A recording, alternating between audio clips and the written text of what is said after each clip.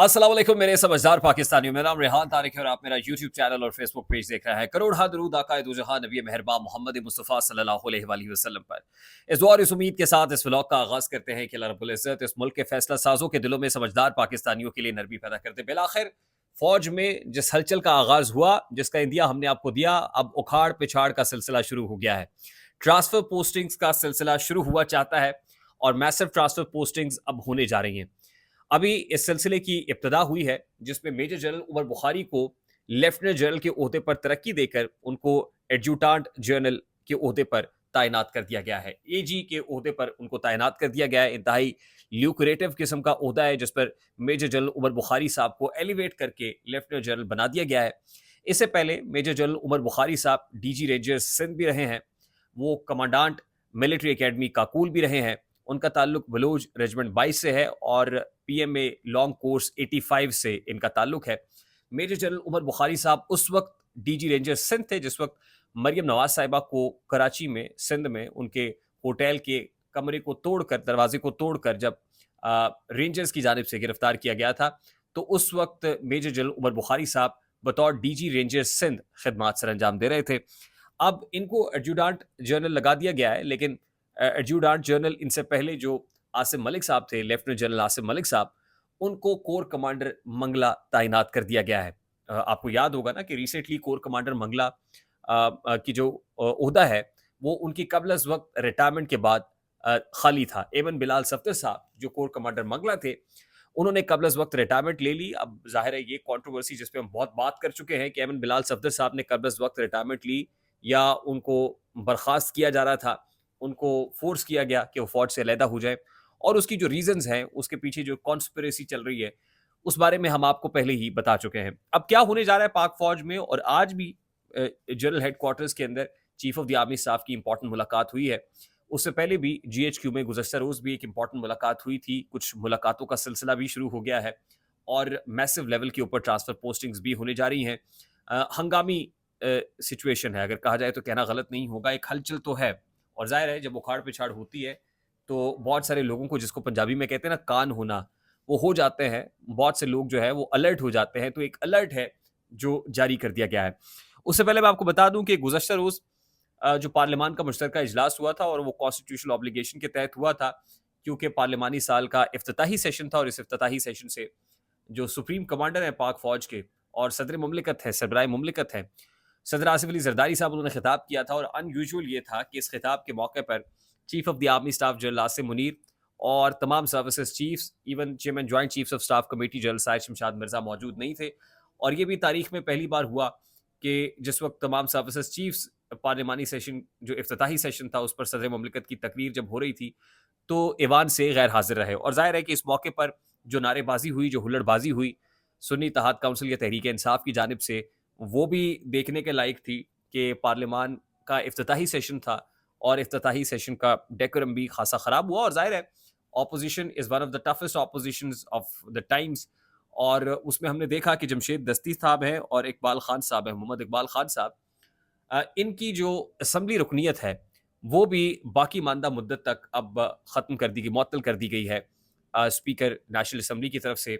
और rules of procedure की खिलाफ वर्जी करने पर इन दोनों के खिलाफ कार्रवाई अमल में लाई गई है। ख़ासतौर पर जमशेद दस्ती साहब ने सदर आसिफ अली जरदारी साहब जब खिताब कर रहे थे तो सामने जाके इमरान खान साहब की तस्वीर रख दी थी, और जो नारेबाजी हुई, जो शोर शराबा हुआ, अब अल्टीमेटली तादीबी कार्रवाई हुई और उसके नतीजे में कहा गया कि ये दोनों हजरात पार्लियामान के अहाते में नहीं आएंगे, और जितनी मुद्दत बाकी रह गई असम्बली की, इनकी रुकनीत जो है वो मुअत्तल कर दी जाती है। तो दूसरी तरफ जो है वो कार्रवाइयों का सिलसिला भी शुरू हो गया है। इमरान खान साहब से मुताल्लिक क्योंकि गुज़श्ता रोज़ उनकी कुछ मुलाकातें हुई, और कल की जो मुलाकातें थी वो सियासी लोगों के साथ और वकला के साथ थी, और इससे पहले जो मंगल का रोज़ उनकी मुलाकात होती है वो प्योरली उनकी फैमिली के लोगों के साथ होती है। वो दिन फैमिली के लिए मुकर्रर है, जबकि थर्सडे का रोज़ जो है वो सियासी और जो लीगल कानूनी लोग हैं उनके साथ मुलाकात का वक्त मुकर्रर है। तो कल जो मुलाकात हुई उसमें इमरान खान साहब से मिलने वालों ने जो पल्स दी है कि खान साहब क्या सोच रहे हैं, वो ये है कि खान साहब का इस वक्त ख्याल है कि फौरी तौर पर हमें एहतजाज शुरू करना चाहिए। जब तक मैसिव एहतजाज नहीं होगा, अभी लोग परेशान इसीलिए हैं, कंफ्यूज इसीलिए हैं कि they don't know what to do now. लाहेअमल क्या है तहरीक इंसाफ का, लाहेअमल को लेके परेशान है। तो वो कहते हैं कि हमें फौरी तौर पर एहतजाज शुरू करना पड़ेगा, और जब एहतजाज शुरू होगा, कोई तहरीक शुरू होगी, तो इस वक़्त जो दिखाई दे रहा है कि हाउस इन ऑर्डर नहीं है, ये हाउस ऑटोमैटिकली इन ऑर्डर आ जाएगा, और लोग जो इस वक़्त डिवाइडेड हैं, वो एक सेम फ्रीक्वेंसी के ऊपर, सेम वेवलेंथ के ऊपर आ जाएँगे। उसके लिए एहतजाज शुरू करना या कैंपेन शुरू करना, कोई तहरीक लॉन्च करना बहुत ज़्यादा ज़रूरी है। तो इमरान खान साहब की जो क्लियर इंस्ट्रक्शंस हैं, वो अपने लोगों को, सियासी लोगों को वो ये हैं कि जाएँ कि आप एहतजाज की तैयारी शुरू करें, और 21 अप्रैल से उन्होंने पंजाब में जलसों का शेड्यूल भी अनाउंस कर रखा है, और पंजाब में भी अब से ठीक 2-3 रोज़ बाद एहतजाजी जलसे जो है वो शुरू होने जा रहे हैं, एक तहरीक शुरू होने जा रही है, और खान साहब का ख़्याल ये है कि अब इसके अलावा और कोई चारा नहीं है। मफ़ाहमत की बात अपनी जगह पर, लेकिन मफ़ाहमत जो है वो मैंडेट चोरों से या अवाम के हुकूक पर, अवाम के जो वोट है उस पर डाका डाल के आने वालों के साथ मफ़ाहमत नहीं हो सकती। इसलिए एक ही रास्ता है, और वो है एहतजाज का रास्ता। यानी आने वाले दिनों में जो सियासत है, वो मज़ाहमत की सियासत या गर्म सियासत, सड़क की सियासत शुरू होने जा रही है। और दूसरी तरफ पाक फ़ौज के अंदर भी इम्पोर्टेंट ट्रांसफ़र पोस्टिंग्स। देखिए, अब ज़रा मैं उस तरफ बढ़ता हूँ जहाँ से मैंने कनेक्ट किया था, कि पाक फ़ौज के अंदर जो कुछ हो रहा है, basically chief of the army staff general Asim Munir से मुताल्लिक ये तासुर पाया जाता है कि वो 10 साला मंसूबे के ऊपर काम कर रहे हैं as far as economy is concerned, और सऊदी अरब के साथ या दीगर स्टेक होल्डर्स या इन्वेस्टर्स के साथ जो मामला तय हो रहे हैं, इंटरनेशनल क्रेडिटर्स और लेंडर्स के साथ, वो भी अगले 10 साल की प्लानिंग के तहत हो रहे हैं। यानी सऊदी अरब ने जिन-जिन सेक्टर्स में, जिन-जिन डोमेन्स में सरमायाकारी करनी है, या तुर्किया जो है वो पाकिस्तान इंटरनेशनल एयरलाइंस को खरीदने के हवाले से, या एयरपोर्ट्स को खरीदने के हवाले से, आउटसोर्सिंग के हवाले से दिलचस्पी रखता है। तो जितने भी फ्रंट्स के ऊपर बात हो रही है, वो 10 साल की बात हो रही है। और फिर ज़ाहिर है, जो पैसे देते हैं या सरमायाकारी करते हैं, वो इस बात की गारंटी भी माँगते हैं कि 10 साल स्टेबिलिटी रहेगी। मुल्क में कोई रेजीम चेंज नहीं होगी, या जिनके साथ हम बातचीत कर रहे हैं, ये लोग कहीं जाएँगे नहीं, हिलेंगे नहीं। तो कुछ 10 साल की बात हो रही है। अब 10 साल, सवाल तो ये भी है कि क्या chief of the army staff general Asim Munir, जो इकोनॉमिक फ्रंट को और एसआईएफसी को, स्पेशल इन्वेस्टमेंट फैसिलिटेशन काउंसिल को लीड कर रहे हैं, उनका इनिशिएटिव है। खुद शहबाज शरीफ साहब ने इस बात को एक्नॉलेज किया है।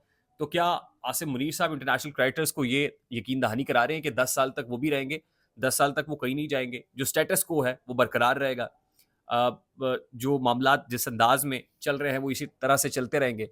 तो ये बड़ा इंपॉर्टेंट है, और अगर ऐसा है तो फिर बादी नज़र में इसके लिए तैयारी हो रही है, और लार्जर स्केल तैयारी ये हो रही है कि with in the system, with in the institution भी एक ऐसी टीम उतारी जाए, ऐसे लोगों को आगे लेकर आया जाए, अहम पोजीशंस के ऊपर लेके आया जाए, जो अपने लोग हों, जो प्रॉब्लम क्रिएट ना करें, वो मिसक्रिएंट्स ना हों, बल्कि सेम वेवलेंथ और सेम फ्रीक्वेंसी के ऊपर हों, सेम पेज पे हों, ताकि मामलात उसी अंदाज में चलें जैसे हम चलाना चाहते हैं। तो अभी इमरान खान साहब को बड़े अच्छे से इस चीज़ का इदराक हो गया है कि जिस अंदाज में चीज़ें अब ट्रांजिशन में जा रही हैं, this is the right time कि जिस वक़्त लोहा गर्म है और हिट किया जाए। अब ये बड़ा क्रूशियल फ़ेज़ है, और देखना ये है कि इस क्रूशियल फ़ेज़ में और गेम ऑफ नर्व्स में इमरान खान साहब कामयाब होते हैं, या दूसरी तरफ chief of the army staff general Asim Munir जो स्ट्रैटेजी लेके चल रहे हैं, वो स्ट्रैटेजी कामयाब होती है। आई होप मेरी बात आप तक पहुँची होगी। अगर पहुँची हो तो वीडियो को लाइक और शेयर करना मत भूलिएगा। चैनल पे नए हैं तो चैनल को सब्सक्राइब करना मत भूलिएगा। बेल आइकन ज़रूर दबाइएगा। मुझे रेहान तारिक को इजाज़त दीजिए। अपना बहुत सारा ख्याल रखिएगा। अस्सलाम वालेकुम।